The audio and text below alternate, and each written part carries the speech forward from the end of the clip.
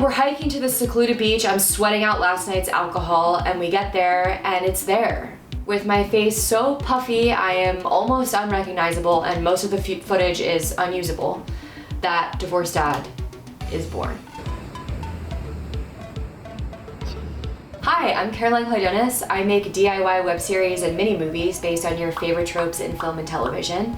I blend parody, sincerity, and uncanny chemistry with myself. And if you don't know what that last part means, just watch literally any of my videos. That's a wrap on Divorced Dad Season 2. Why am I crying? My house is a disaster. Ooh, why am I crying? I guess we'll have to get into that in the lore. Uh-oh, I parodied Too Close to the Sun again. In the pursuit of comedy gold, I struck on a nerve within my own soul that needed healing. And isn't that the point? Honestly, if we're not here to stumble upon essential truths about ourselves while we're just goofing around, I mean, I don't know. Let's take it back. Season 1, Divorced Dad, where it all began, was with me hungover within an inch of my life on a beach in Mexico. So I always knew I wanted a coastal vibe for Divorced Dad because I was deeply inspired by Greg Kinnear in Stuck in Love. Yeah, shocker. And not my own divorced parents, might I add, which was bold of you to assume that I am a child of divorce, but yes, I am.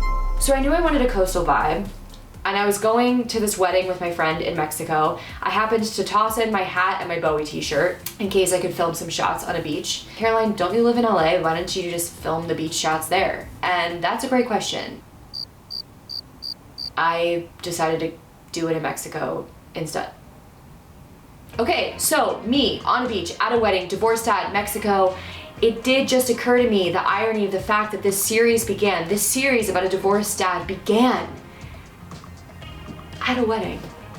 Filmed the rest of the video in LA, and it ended up being a lovely little 8-part series, which I was pleasantly surprised by how well it did. But all good things must come to an end. I try to be very discerning when I wrap up a series. I try not to let them drag on for too long, and I end series for one of two reasons. One, I'm bored with them, or two, I feel that the scope of the series is getting too big for short form, and that's what I kind of was sensing with Divorced Dad. Long form content is my white whale, and that I have attempted it so many times. I'm sure you've noticed that I'll drop a YouTube video and then I won't ever again for a year. I knew I wanted to try to relaunch long form again, which if you've joined me on my Patreon, thank you so much. That's where it's at right now. And I knew that I wanted to lead with Divorced Dad, but I had a really big hurdle in front of me, which is that I needed to move. I had to move, y'all. Which I realized while I was sad and alone over Christmas and felt really overwhelming. But I moved, I did it, and I arrived here at this new beautiful home that I rent that I love so much and realized that I have no furniture. Okay, I literally had a bed and a dresser. And this didn't bode well for Divorced Dad because I couldn't be shooting him in an empty, sad white box. It's not really what I was going for. And that's where room and board saved the day. I had never bought a couch before. And I guess I still technically haven't because room and board gifted me one for this video, which is incredible. But I had just inherited my parents' couch when I moved to LA. And then after that, it was just whatever couch my roommates or partners that I was living with at the time happened to have. And so I had never looked myself in the mirror and said, Caroline, what are you looking for in a couch? Big question. So I went to their showroom and tried all of their couches, and I'm so glad that I did because I ended up with a totally different couch than I originally thought. I fell in love with their Weber sofa. I fell in love specifically with this one detail about the cushions, which I later learned is that they're called a knife edge cushion. I loved the silhouette of the couch in general. It has these kind of tapered armrests. It feels chill, but kind of chic. And most importantly, I can melt into her arms. I could just sink and slouch. And it's not like a low back, it's high enough, it supports my neck because I do get neck spasms and I have like the most sensitive neck on the planet. I skipped back to my new empty home, and that's where I started to get lost in the sauce a little bit because I just have never been at a point in my life financially where I was really intentionally buying furniture. Whatever furniture I could find, whatever I could make work, worked. And so I'm still kind of in the discovery process of what my design tastes are in a space. And so I felt really overwhelmed, and I went to their website. I signed up for their free design service, was randomly matched with Tom. Tom, shout out to Tom. Thank you, Tom. A beacon in the night, truly. I was like, I like this couch, and he was like, okay, let's pick out a rug. Let's ground the space and pick out a rug. I didn't end up going with the rug at Room and Board, but it helped us settle on a pallet. Under his guidance, I actually changed the fabric that I got for my Weber sofa. I ended up with Declan Camel, which is a textured boucle fabric. I have a dog. You know, we get back from our walks, he has burrs and things stuck in his paws that gets in the couch. I pick it out of the couch. But because the fabric is textured, it doesn't snag the fabric or mess it up in any kind of way, so we love that. And their fabric is pet friendly, super durable. Where we really got down to some fun is that we had some customizable pieces. And if you are able to wait a little bit longer for custom pieces to be built and shipped to you, this is where Room and Board is just like a playhouse, because they have so many fabrics to choose from. You have different leg finishes that you can choose from.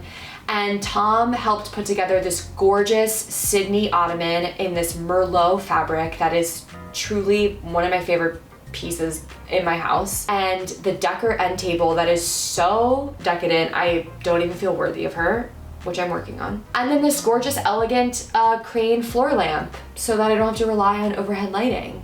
So here's how it's looking, the finished product. It's still a little bit of a work in progress. You know, I gotta get some more things on the walls, but I'm loving it. It's gorgeous. It feels like home. So thank you so much, Tom. Thank you so much, Room and Board, for helping me make my own living space feel like home, and also Divorced Dad's living space feel like home. And Nell's, because I did completely move the couch and rearrange the living room to do the charades montage in her home to make it look like it was a different space. So I'll link all the pieces that I mentioned and that I own in the description if you want to check them out. And also utilize those free design services because they were awesome. So I'm in this new space. I'm in the process of getting furniture and furnishing it. And I also am like, okay, I need to find creative ways to start suggesting some of these sets that are gonna be in the Divorced Dad series. And this kind of leads me to one of my first questions from a patron on my Patreon. Did you buy props specifically for this or still use those you already own? Now, if you've been following my content for a while, you know that I have a bit where I kind of use whatever is around my house. I'll drape an extension cord over my shoulders for a stethoscope in the medical drama. A hanger is my bow and arrow in the Rylacon fantasy series, and I still intend to do that in my long form. I still do that in my long form medical drama episode. There is an aspect from switching to vertical to horizontal where obviously you're seeing more of the frame, you're seeing more of the background. And so I do feel that for long form episodes, I have to be a little bit more intentional about it than I am for the short form vertical content that I am most known for on TikTok and Instagram. For Divorced Dad, I did have a couple of key props that I wanted to find. I knew that I wanted to make this diner set, which is just at my kitchen table, but I wanted a few key pieces to suggest that we're at a diner. And I do set aside a couple of days to go out and try to source some of these things. I went to some antique stores with my partner. We also go to estate sales. And I was so excited to find these vintage salt and pepper shakers, which are actually right behind me. I also got these awesome ketchup and mustard. I got them after I shot all the diner scenes. I was so bummed I couldn't use them, but you'll see them in season 3. I knew I wanted a kids table and chairs for the parent-teacher conference. I sourced that on OfferUp. I bought that secondhand actually off of a dad and his son. It was very sweet. I pulled up and you could tell like the table was very well loved. I guess the son had just outgrown it. So it's had a second life with me. You know, no one's watching my content for the cinematography. They're not watching it for the set design. They're not watching it for the lighting. I think they're watching it for the storytelling, for the acting and the writing, you know, and those are my strengths. I went to college for acting and also writing. Those are crafts that I've been working on for many years. I am such an amateur when it comes to lighting. With shot setup, I just do my best to not make the shoot drag on for years. And so the kind of rule of thumb I'm using is that I'm just suggesting where we are. There's just enough that it doesn't take you out of the scene. It's just enough that you know where we are. You don't fully believe it, but you know we're in a kindergarten classroom. You get it. Do you do everything solo, or is there someone behind the camera to help set up the shot? I wish. Divorced Dad Season 2 took me 18 days to shoot. About 5 weeks, because I can't shoot for like 6 days in a row. I need turnaround time, because when I tell you that my living space becomes an absolute disaster zone during a shoot, it just does. So I can shoot for a max for long form about like 4 days in a working week. I still shoot and light everything all by myself. I set up the camera, I set up the background, I set up the lights, which is why that aspect of it is so amateur looking. But I do my best to just like get it done in a timely fashion. My shooting normally is pure chaos. For short form, I'm usually just keeping kind of a mental list of what shots I need. For something of this magnitude, I really have to be strict with myself. I make a shooting schedule, I make a shot list, it's on a spreadsheet. I note down the number of every take that is my preferred take, so that when I get the footage to my editor, it's all organized and I'm not having to like, and she's not having to go through all my footage to find the best takes. Because sometimes, it depends. Sometimes I'm in a nice flow and I'm like, all right, 4 takes and we're on to the next character. And other times, oh my gosh, the outdoor scene in episode 3 with Hank and Nell at the table. When I tell you that I was fighting for my life to get through that scene. Okay, that's gotta be it. I have to move the on. I have my schedule for the day, I have my shot list, and in order to try and make my days, I am as efficient as possible. So I will do by location and then by character. So for example, if we're shooting Hank and Nell in the kindergarten classroom, I'll shoot all of Nell's shots and then switch and do all of Hank in that room, so that I'm minimizing how often I'm moving lights, how often I'm moving camera, and how often I'm switching costumes. That is something that I eventually would love to offload onto someone else. I was able to hire an editor for this season, which was incredible. Megan does such a wonderful job, especially with scenes like the kindergarten graduation, which is a big group piece, lots of characters, a lot of improv from me. Donna, Morgan T's grandmother. Should we try like a Smokers? I just don't know how to make her not eat. She always goes to New York. Miss Nellie, Donna, Morgan T's grandmother. Yeah, funny. She's funny. Tanya knows. We have Tanya over a lot to play, don't we? Yeah, they have fun together. They do. I'm handing her a lot of footage and she's finding the best funny moments to include, the key moments, and that is such a tremendous help. So the value of being able to hire people to help me is something I think I resisted for a long time, just because it frightened me to like trust someone else with it. And also I'm like, oh, do they think what I'm doing is kind of weird? Are they gonna get it? And working with Megan and having editing support has been incredible and has inspired me to be like, yes, when the budget permits, I would love to bring on more people onto my team to help. And that was also the motivation for launching a Patreon too, because everyone so generously supporting me in that way helps me do things like that. But for now, it's just me shooting by myself and my dog in the other room. He hates when I'm shooting, so he hides. Or he sits on my lap, which is why you see him in so many shots. That is not me like forcing him to be on my lap. When I sit down, he'll like trot over and be like, oh, we're chilling. And he'll come sit in my lap, so it's really sweet. Spoiler alert, major spoiler ahead. Come join the party on Patreon, guys. It's fun. You can join for free. Come join for free. When did you decide to do the plot twist? Was Jamie always a sister-in-law, or was it a last-minute idea?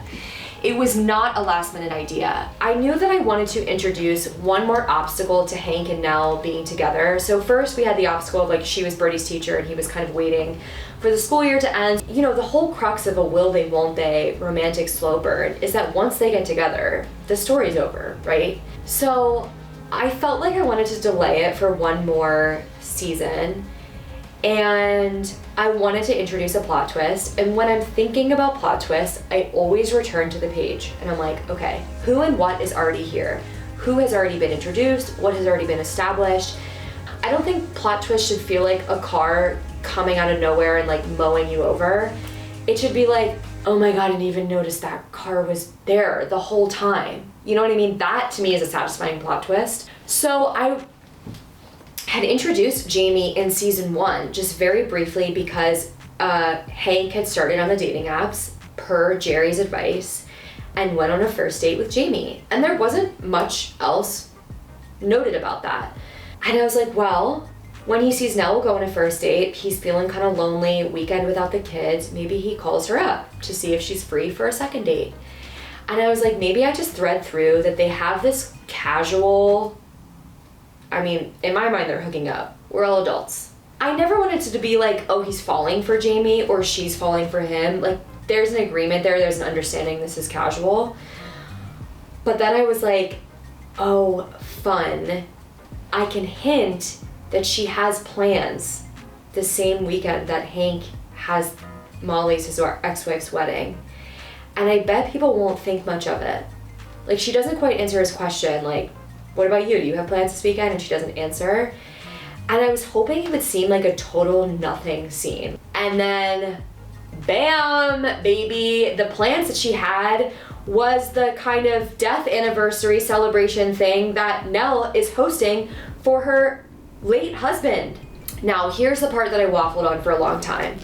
I filmed 2 takes. I filmed one take where Jamie's the sister-in-law, and I filmed another version of that scene where Nell is just like, oh, this is Jamie. She was best woman at our wedding. So I was setting up that she actually was just a really close friend of the dead husband, not his sister. I was concerned that making Jamie Nell's sister-in-law would be too weird. I didn't want to weird anybody out. I wanted this to be an obstacle, but what I wanted the obstacle to be was Hank's reaction to her. It's the fact that like he's so taken aback that she's there that then he pretends to not know her. That is the real like moment that can then carry us into season 3. But still, up until like the day before I was ready to upload this video, I was waffling. And so I phoned a friend. I phoned my closest friend who reads a lot of romance and is accustomed to like what's a good twist in a romance. Ultimately, I decided to go with sister-in-law with my closest friend's blessing. What Hank needs to contend with is the fact that he lied. He pretended not to know her. So that's gonna cause conflict with Jamie. Now it's digging his hole deeper with Nell, because now, you know, is Jamie gonna tell her? Like, I think that opens up more ways for Hank to have to grow, because I think ultimately Hank's arc here and his character flaw is that he keeps the peace at the expense of being honest. And he's gonna have to grow up about that. If he's gonna want to be with Nell, he's gonna have to grow up about that.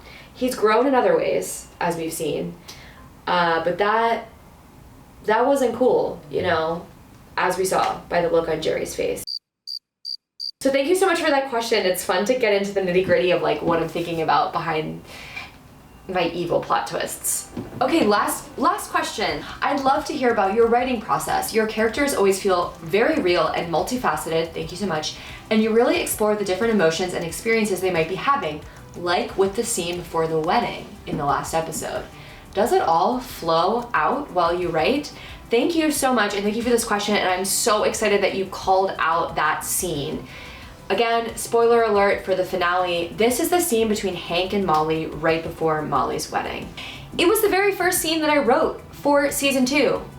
And I started there because I actually started improvising that scene, which is often a way into me for writing. Sometimes I will just start improvising a character or a line of dialogue, find kind of the shape, and then I'll go write it down. And that's what happened with Molly's monologue in that scene. I would say that the first episode of this series flowed pretty quickly. I kind of sat down, wrote it in one pass. There were 3 episodes, so 3 separate scripts.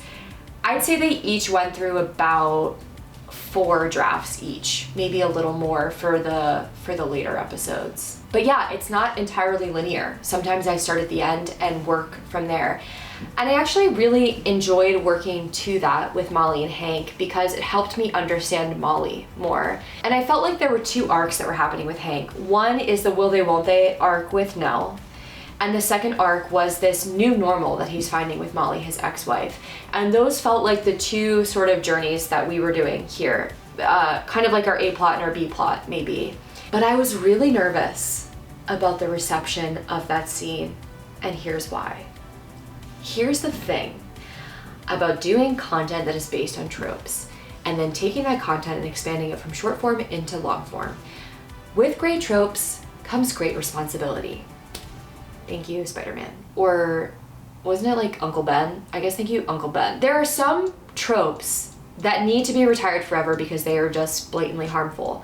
And there are other tropes that we love for a reason, but can still be mishandled. I love enemies to lovers, but enemies to lovers done poorly can just romanticize abusive relationship dynamics. And here's the thing with the divorced dad trope, which is a very niche trope. The infantilization of a grown man and writing all the women in his life as either a nagging ex-wife stereotype or the perfect, totally chill girl that he's gonna fall for next and is gonna save him from his bumbling attempt to stumble through life. And I felt like I really did not do Molly, the ex-wife, justice in season 1 and really relied on that nagging ex-wife stereotype. And to some degree, that is necessary in short form because I am trying to relay the dynamics and archetypes of a story very, very, very quickly. So sometimes that serves a purpose. I need you to know what we're doing in 5 seconds. But when we start to expand these dynamics into longer episodes, you have to ask the question, what story am I trying to tell here? And I recently saw a trailer for this movie come out. And if you've seen this trailer, you know what I mean probably. And I didn't want to do that.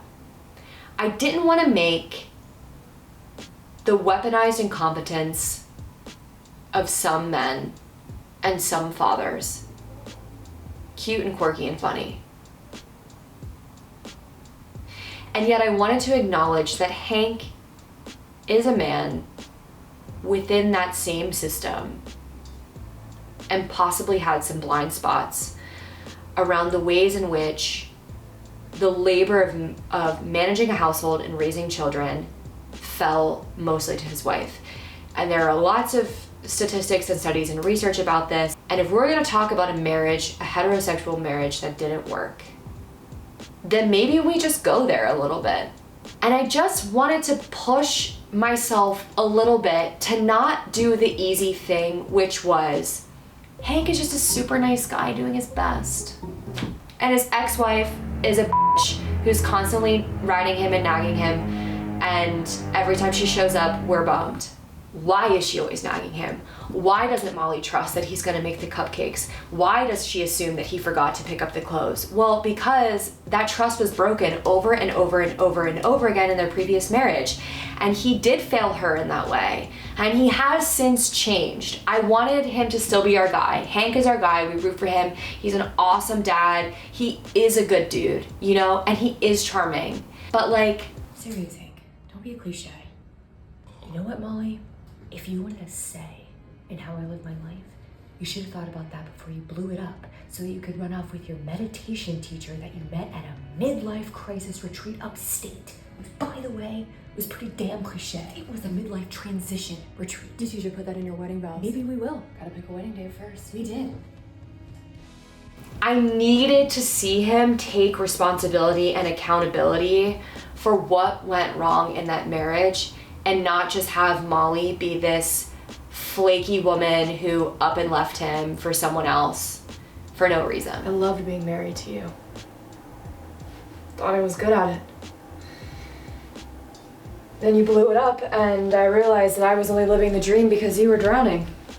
And that's what I was trying to do in that scene. And I was worried it would be too much. I was worried it would be preachy. I was worried it'd be boring. I was worried that people would be like, whatever, Caroline, who cares? But ultimately, it just felt like it'd be really fun to play. And so I decided to just kind of risk it. And I think this is the other thing about expanding to long form content that really scares me, is that as you think about these things more deeply, more of my voice and my point of view as an artist comes through than perhaps does in a 90-second video. And that feels scary. But again, what else am I gonna do? I think I'm just gonna stage a fake fight between a fake divorced couple in my bedroom and then film it and post it on the internet.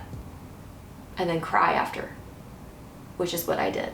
Ooh, why am I crying? And so that was the first scene that I wrote, and it was the last one that I shot. And I filmed Molly first, and I didn't even plan to incorporate the fact that her dress was torn. It had ripped maybe a year and a half ago, and I put it on and I'm like, oh, okay, well, I'm just gonna make sure we can't see the rip on camera. But then I was like kind of preparing, like, what headspace is Molly in? It's what we call in acting your moment before, knowing your moment before. And I was like, oh no, I should use this. Like, she's already frustrated, her dress is ripped, and then in comes her ex-husband being dad of the year while she's already feeling a little nervous about this next marriage. Hello, perfect storm.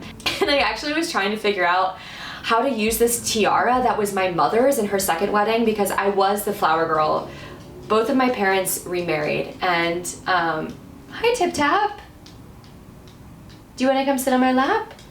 See, this is what I mean. He comes in, he wants to sit on my lap.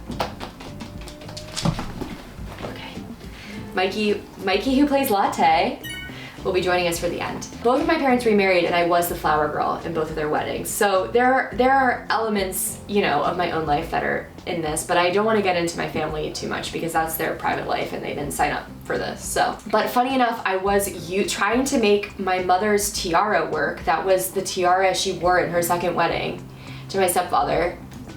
And I like couldn't figure out how to make, I don't I think back in the back is better. Oh my god. Okay. I think it's normal, kinda, whatever. I don't give a shit. Okay. Oh, we gotta do this very serious scene. I don't know if my mother just has like a really tiny head, but I was like, oh my god, I look like the angel from like Beauty and the Beast Christmas special. I mean, it's less like bridal, but whatever. I gotta go. Alright. Your dress just ripped. And your ex-husband walks in. So I filmed Molly first, had the tiara conundrum, and then I filmed Hank last. Hank in this scene was the last shot of the entire season. And I improv'd this line. So what about you, huh? Think you'll do all this again? Sometimes I want it more than anything, and other times it terrifies me.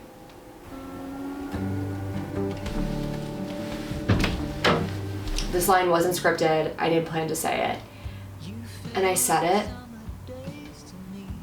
And I was like, oh no, Caroline. Did you just make an entire series about a fake divorced dad and his family to process your own feelings about marriage? Sometimes it's just right after you finish making something that you realize why you made it and what you were working through in your own psyche, you know? Maybe. I'm in my early 30s and I don't want children or to get married, and most of my friends either are married already or have children, or if not, they are in the pursuit of both, and not wanting those things can feel really isolating. And it wasn't something that really hit me until I think I bridged over into my 30s. I think also moving into this new space by myself, it kind of hit me, and I feel like I processed some of that with this series. And so thank you for bearing witness to that, and sorry, I guess, kind of. But that is what I love about making things. As in, I didn't start with that. I started hungover on a beach in Mexico, inspired by Greg Kinnear. And creative play and curiosity led me down this rabbit hole. And on the other side of it, I say a line that reflects back to me a truth about myself that I wasn't aware of. And then I shared it with a bunch of strangers on the internet who also take their own form of joy and comfort in this series for myriad of reasons that are going to be different from my own. We make stuff to process our own sense of loneliness, and in doing so, connect with other people. Anyway, I think that's enough for today. I'm gonna turn my AC back on because it's getting warm in here, as evident by Mikey panting. Thank you so much for joining me. All full episodes are on my Patreon. For every series, you're gonna get the first pilot episode for free, and then episodes 2 and 3 are gonna be for paying members only, and then this BTS episode, which is called The Lore, will also be for free. It's a really fun community over there. I cannot thank my patrons enough. It floors me that you exist, that you found my work, that you choose to support me in this way and be over there with me. So thank you so much. And I can't wait to announce the series that comes next. There is a little hint. It's really subtle. I don't expect anybody to get that. But in my set here, there is a little hint of what series is next. And I cannot wait for you all to see it. I actually filmed it a year ago, and it has taken me this long to have the courage to face it and edit it. And not to worry, Divorced Dad will be back for another season. I am hoping to make it a holiday special. Okay, thank you so much. Make the thing. Who knows where it will lead.